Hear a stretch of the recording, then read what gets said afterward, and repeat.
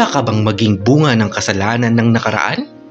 Anong gagawin mo kapag ikaw ay napunta sa pamilyang hindi ka binibigyan ng halaga? Kilalanin si Maria, ang batang nanatiling mapagmahal sa gitna man ng sakit at paghihirap na kanyang nadarama. Mula sa pamilya na inakala niya ay kanyang kakampi sa bawat pagsubok ng kanyang kakaharapin. Si Maria ay ang panganay sa kanilang dalawang magkapatid na si Rolando. Alam naman natin na hindi talaga maiiwasan sa pamilya ang magkaroon ng favoritism. Hindi man ito aminin ng ating mga mahal na magulang. Si Maria kasi ay bunga ng kasalanan ng nakaraan dahil ang ina nito ay ginahasa noon bago ito ikasal sa kinikilalang ama niya ngayon. Kaya ganoon na lang siya kung mapagalitan at saktan ng ina at ama. Nakikita kasi ng ina sa kanya ang kasalanan na nagawa sa kanya noon. Buti na lang kahit ganoon ang nangyari sa ina ni Maria noon, pinakasalan pa rin siya na ngayon kanyang asawa. Bagamat isa siyang bunga ng kasalanan noon, hindi rin ito alam ng batang si Maria. Bagkus alam niya na anak siya ng kanyang mga magulang. Mabait ang batang si Maria. Ganun pa man ay hindi pa rin ito pansin ng kanyang mga magulang. Mula nang ipinanganak ang nakababatang kapatid na si Rolando ay mas lalo pang nawala ang atensyon sa kanya ng mga ito. Ngunit kahit ganun ay walang inggit na nadarama ang batang si Maria. Nagpapasalamat pa nga ito at hindi katulad sa turing sa kanya ang turing ng mga ito sa pinakamamahal na kapatid. 10 taong gulang pa lamang ay sanay na sa gawaing bahay ang batang si Maria. Dahil nga panganay ay ito ang laging utusan ng kanyang mga magulang sa gawaing bahay. Tulad ng paghuhugas, pagpaplansya ng sariling uniforme, pagsasaing at pagligong mag-isa, bagamat damang-dama ni Maria ang pagiging maalam sa gawaing bahay at pag-aalaga sa sarili, ay hindi pa rin ito sapat para sa kanyang ina. Isang hapon habang nagtatahi ang batang si Maria ng kanyang butas at puno ng iba't ibang kulay na tela na ginawang pantapal sa kanyang uniforme, sapagkat simula na naman ng pasukan sa kanilang klase, ay dumating ang kanyang ina at kapatid nitong si Rolando na may ngiti sa mga labi at nagtatatalon sa saya. Saya rin ang bumalot sa puso ni Maria nang matamaan ng tingin niya ang laman ng supot na dala ng ina. Kita kasi sa transparent na plastic nito na may iba't ibang kulay na notebook, uniforme, lapis at iba pang gamit pang eskwela. Agad na tumayo si Maria at nagmanos sa kanyang ina. "Mano po, Nay? Ano pong pinamili nyo?" Magiliw na wika ni Maria sabay kuha sa kamay ng kanyang ina. Napahabas namang binawi nito at alis sa kanyang harapan. Hindi lamang ito pinansin ng bata at baka hindi lang narinig ng kanyang ina. "Rolando anak, isukat mo nga itong bagong uniforme at simula na ng pasukan mo bukas," wika ng ina ni Maria. At umupo sa kanilang sofa. Inilabas nito ang laman ng puting supot na halos pumutok na sa damit at mga gamit. "Opo, Nay," masayang wika ni Rolando, sabay lapit sa ina at taas ng kamay. Natuwa naman ang ina, sabay tawa at sabing, "Ikaw talaga anak, nagpapababy ka pa rin. Hayaan mo at ikaw lang ang nag-iisang baby ko." Sabay kurot ng kanyang ina sa ilong ni Rolando, sabay halik sa pisngi nito. Nakangiti namang nakatanaw si Maria sa nakikitang kilos ng nakababatang kapatid. Nang naisuot na ni Rolando ang uniforme, ay agad itong tumakbo papalapit sa kanya. "Ate Maria, tignan mo, bagay ba?" Magiliw na tanong ni Rolando. Napangiti naman ang ating si Maria, sabay paikot sa kapatid. "Napakapogi naman ang baby namin. Nay, ako rin po ba meron? Wika ni Maria at binaling ang atensyon sa ina. Hindi naman nagsalita ang ginang at inilabas ang mga laman ng supot.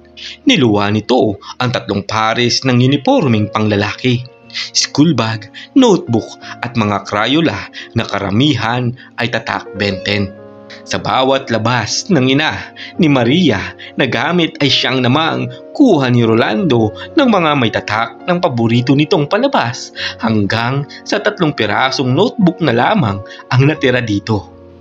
Napangiti si Maria sa nakita. Kahit na hindi kasing dami at kasing kagarbo ng gamit ni Rolando, ang binili sa kanya ng ina ay na-appreciate pa rin ito ng musmus na bata. Agad na kinuha ito ni Maria at nagtitinakbong niyakap ang ina.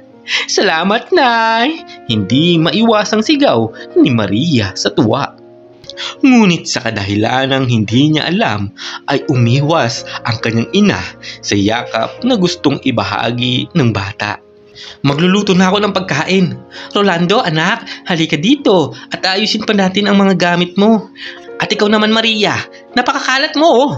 Utos at turo ng ina ni Maria sa paligid kahit kalilinis niya lang rito. Maglinis-linis ka naman oh.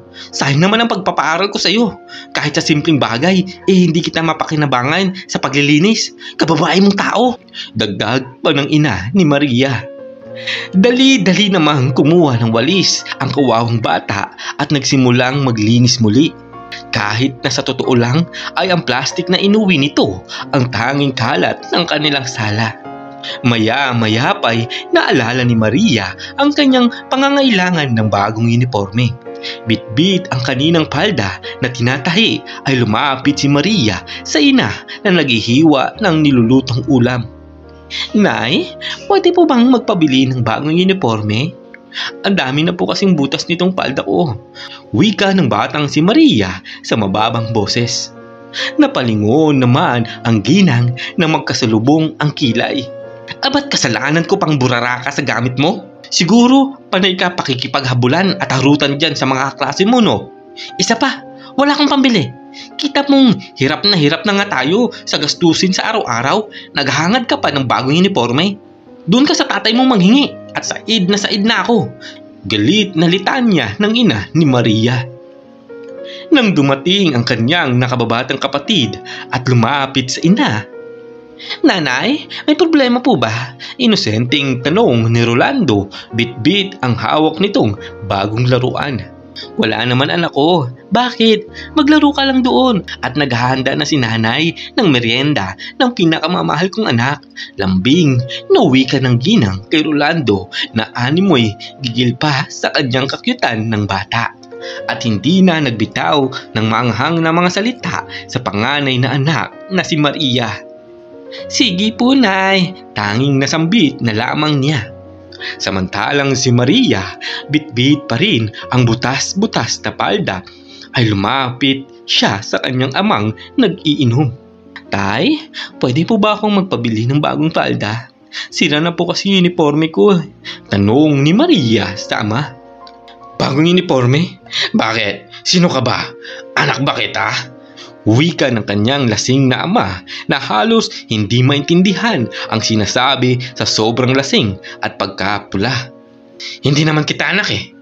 Hindi ako tatay mo. Napulot lang kita. Dagdag ng kanyang ama. Rolando anak, halika nga dito. Tawag ng ama sa kanyang nakababatang kapatid. Ito ang anak ko. Nag-iisang anak ko. Ewan ko ba kung sinong magulang mo. Basta ko, dagdag pasanin ka lang sa buhay ko. Ba't ba kasi nag-aral ka pa? Magtrabaho ka na lang. Magaling ka naman maglinis ng bahay eh. Bakit hindi ka magpakatulog dyan? Kila Aling Inday. Total, kaya mo naman na sarili mo eh. Dagdag pang litanya ng lasing na ama. Ang musmus na bata ay walang nagawa kundi tanggapin na lamang ang sinabi ng mga magulang at hindi mapigilang maiyak sa mga sinabi ng mga ito. Tumakbo si Maria sa kwarto at doon nagtagot humagulgol.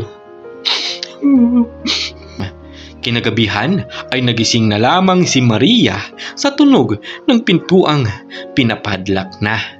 Sa haba ng tulog nito ay hindi rin siya nakasabay sa hapunan ng pamilya. Pagkalabas ng kwarto ay kanyang nakita ang ina na kinakadinahan na ang kanilang pintuan na gawa sa yero. "Nay, kumain na po ba kayo?" tanong ni Maria sa ina. Binuksan ni Maria ang takip ng kawali at nakitang simot ang ulam na niluto nito. "Tapos na, sa kaartihan mo, naubusan ka na ng ulam. Ngayon, magtuyo ka," wika ng ina nito. "Di bali, Nay, masarap naman po ang tuyo," magiliw na wika ni Maria. Umirap na lamang ang ina, sabay padabog na kinandado ang pinto at bumalik sa kwarto. Bakas sa kawali ang naiwang chicken curry na niluto ng ginang. Para kasi sa kanya, mala-chef ang ina na kahit na anumang iluto nito ay talaga namang mapapakain siya ng marami. Paborito rin ni Maria ang tuyo na may kamatis. Ito kasi ang madalas na agahan ng kanyang ina at ama. At si Rolando naman ay hotdog sapagkat bata pa ito. Tahimik na kumakain si Maria nang lumapit sa kanya ang kanyang nakababatang kapatid na nagpupunas pa ng mata. "Ate? Oh, bakit bumangon ka na, Rolando? Matulog ka pa. Gabi pa oh." Uwi kang muli ni Maria habang ninanamnam at sinisipsip pa ang ulam na tuyo. "Ate, nagugutom kasi ako." Wikang muli ni Rolando habang nakatingin na nagmamakaawa sa panganay na kapatid. "O siya, halika dito, Rolando. Tumabi ka dito sa akin. Magsalo tayo." Masayang kumain ng magkapatid at muling bumalik sa pagtulog pagkatapos. Kinabukasan ay nagising si Maria sa kalabog na nanggaling sa sala at boses ng kanyang ina at ama na nagmamadali. Hindi lingid sa kaalaman ng batang si Maria na may allergy pala ang nakababatang kapatid na si Rolando sa tuyo. Kaya mula bata pa ay iba na ang ulam nito pag tuyo ang kanilang ulam sa hapag. Agad na lumapit ang ama ni Maria sa kanya at mahigpit na hinawakan ang kanyang braso. "Anong pinakain mo sa anak ko?" Galit na tanong ng ama ni Maria sa kanya. Dali-daling tumakbo ang ina ni Maria sa kusina at hinagi sa bata ang plato na may bakas pa ng tuyo. "Kapag may nangyaring masama sa kapatid mo, mananagot ka sa akin," diin na wika ng ina ni Maria. Tinakbo sa ospital si Rolando na namumula ng sobra at namamaga ang muka. Kinukumbulsyon din ito at tumitirik na ang mata. Sa tingin ng ina ay gabi pa lamang nang atakihin ito ng allergy niya. Naiwan namang tulala at may luha sa mukha at impit na iyak ang musmos na si Maria. Dahil sa severe allergy ng kapatid ay na-confine ito sa ospital at kalaunan ay binawian na ng buhay sa kadahilanang namagana ang lalamunan dahil sa allergic reaction at dahil din hindi kayang ipagamot sa pribadong ospital. Simula noon ay lalong lumaki ang pagdisgusto ng mga magulang kay Maria. Makalipas ng ilang taon at tumungtong na sa high school si Maria. Mula noon ay pinipilit din ng magulang na muling makabuo ng anak. At araw-araw ay inaalipin at sinisisi siya ng mga ito sa pagkawala ng kanyang pinakamamahal na kapatid. Sa murang edad ay walang katapusang utos at trabaho ang ginawa ng dalaga na ngayong si Maria upang matustusan ang pag-aaral at makapagbigay sa magulang nito. Sa paniniwalang isang araw ay patatawarin siya ng kanyang magulang sa kamalian na kanyang nagawa noong siya ay musmus pa lamang. Pinagsikapan niya ang lahat para mapatawad lang siya ng kanyang mga magulang. Nalaman rin niya ang buong katotohanan tungkol sa kanyang sarili na isa siyang bunga ng kasalanan ng nakaraan. Bagamat nalaman niya iyon, hindi pa rin nagbago ang pagmamahal at tingin niya sa mga ito. Dahil kahit papano, pinakain at pinalaki at higit sa lahat, binuhay siya kahit kulang man siya sa pagmamahal at pag-aaruga. Kaya mas lalo niya pang naintindihan kung bakit gano'n na lamang ang naranasan niya noon paman. Isang araw habang naglalakad ang dalaga na si Maria ay bigla na lang siyang nahilo at hindi napigilan nitong matumba. Mabuti na lamang maraming nakakita sa dalagang nahimatay at agad siyang nadala sa ospital. Agad na pinatawag ang magulang ng dalaga para papuntahin sa ospital na pinagdalhan dito. Galit pa ang mga magulang ni Maria nang matanggap ang balitang iyon dahil marami silang ginagawa.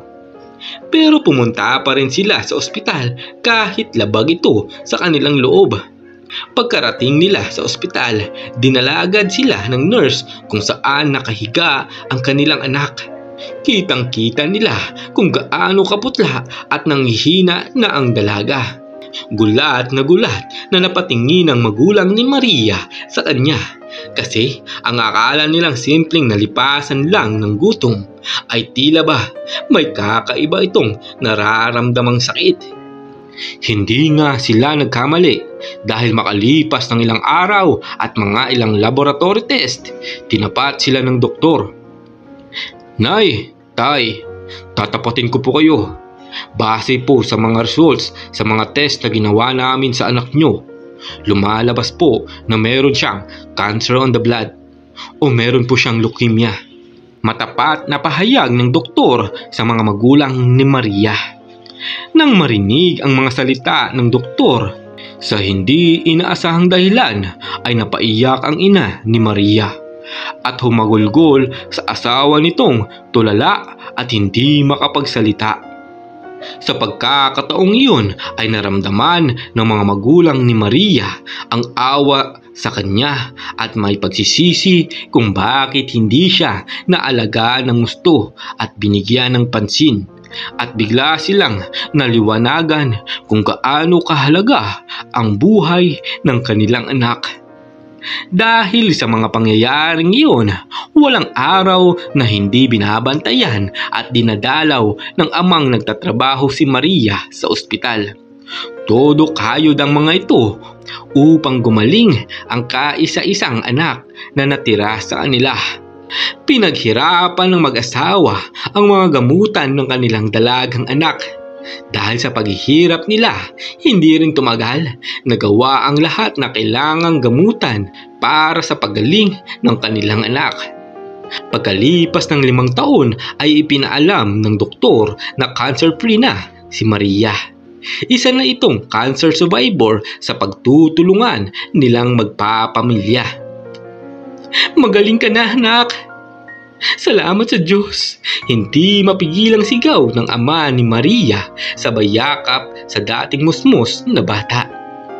Napayakap rin ang kanyang ina at umiyak ng tahimik sabay bulong ng, "Patawarin mo ako, anak."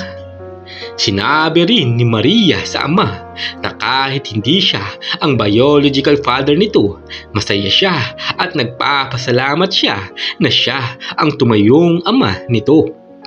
Nang hingi rin ng tawad ang ama ni Maria sa lahat ng masamang bagay na kanilang nagawa sa anak, na siya namang agad na tinanggap nito. Ano man kasi ang nagawang masama ng magulang ni Maria dito ay hindi ginawang dahilan ni Maria upang magalit sa mga ito. Bagkus ay ginawa niya pa itong dahilan upang magsumikap at maging proud sa kanya ang kanyang magulang. Kaya naman makalipas ng 10 taon, isa nang matagumpay na guro si Maria sa kanilang lugar. Meron na rin siyang asawa. At ang kanyang mga magulang naman ay busy sa pag-aalaga sa kanilang apong lalaki na anak nila Maria. Sila kasi ang nag-aalaga kapag si Maria at ang asawa nito ay pumapasok sa kanilang mga trabaho. Sa buhay, minsan mas mabuting tanggapin natin kung ano ang ibinigay ng Diyos sa atin. sapagkat may dahilan kung bakit ibinigay ito ng may kapal. Ang pagiging isang magulang ay isang malaking responsibilidad na dapat ay gampanan ng tama at pahalagahan. Ang pagbibigay ng halaga sa isang anak ay hindi dapat nasusukat sa kung ano ang nakaraan nito. Ang kasalanan ng iba ay hindi dapat isisi sa musmus na batang walang kamuang-muang dahil hindi nila kasalanan na sila ay mabuo at hindi nila kasalanan na sila ang magiging bunga ng kasalanan ng nakaraan. Dito po nagtatapos ang ating kwento. Maraming salamat po mga kakwentuhan. Huwag niyo po kalimutang mag-subscribe at i-hit ang notification bell para maging updated po kayo sa aking mga kwento. Maraming salamat po! Maraming salamat mga kakwentuhan. Huwag sanang kalimutang mag-subscribe at pindutin ang notification bell para sa mga susunod na ating kwentuhan.